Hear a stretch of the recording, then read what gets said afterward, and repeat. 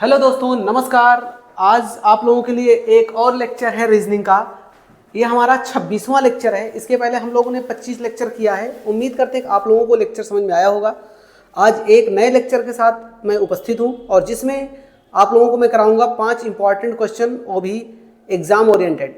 यानी एसएससी का कोई भी एग्जाम अगर आप दे रहे हैं तो वहाँ पर आप लोगों के लिए काफ़ी हेल्पफुल हो सकता है।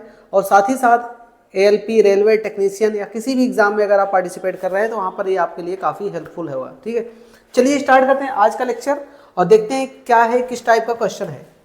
पहला क्वेश्चन है दोस्तों, इसमें कह रहे हैं कि कौन सी उत्तर आकृति इसमें से पूछ रहे हैं कि दूध, बकरी, गाय, मुर्गी के बीच सही संबंध है। आपको पता होना चाहिए कि जो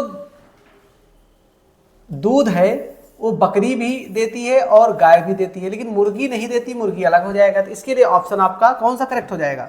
अगर आप इस चीज को ध्यान से देखेंगे आपके लिए ऐसा कौन सा फ्रेम बन रहा भैया? थर्ड वाला बन रहा, सीधा सीधा आपका ऑप्शन करेक्ट है। ठीक है, चलिए सेकंड क्वेश्चन की तरफ आते हैं।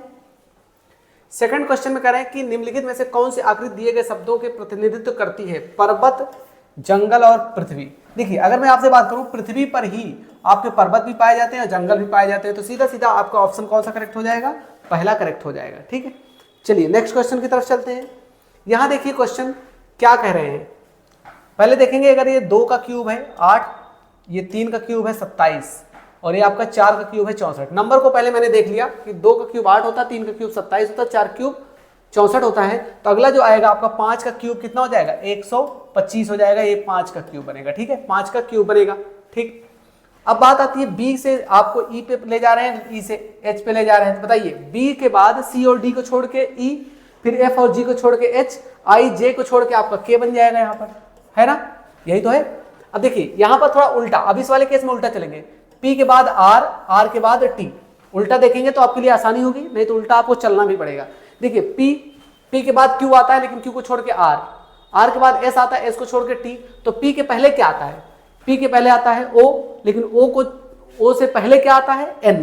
तो आपका यहां पर होना चाहिए एन। ठीक है, ये आपका ऑप्शन करेक्ट होगा। ठीक है, ये आपका ऑप्शन किसमें करेक्ट है? आपका ये ऑप्शन है, चौथा ऑप्शन करेक्ट है। ठीक है दोस्तों, चलिए नेक्स्ट क्वेश्चन की तरफ आते हैं।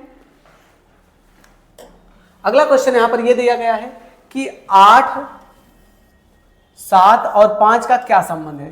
तो अगर आप देखेंगे तो इन सबको जोड़ने के बाद तो ऐसा कुछ मिल नहीं रहा है। मैं ये कहता हूं कि इन दोनों को जोड़ लीजिए, 8 और 7, 8 + 7 आप जोड़ेंगे तो हो जाएगा 15, और 15 को 5 से इससे गुणा कर दीजिए तो हो जाएगा आपका 75। ऐसा कुछ बन रहा है, इसका मतलब इसमें भी ऐसा ही कुछ होगा।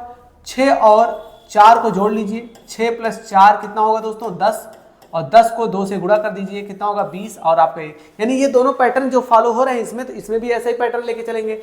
5 और 6 को जोड़ लीजिए, तो 5 + 6 को जोड़ेंगे तो 11 आ जाएगा। 11 को 3 से गुणा करेंगे तो हो जाएगा 33, यानी ये ऑप्शन आपका 33 है और दूसरा ऑप्शन आपका करेक्ट हो जाएगा। ठीक है, ये है आपका 4 क्वेश्चन। 5वां क्वेश्चन अब आते हैं।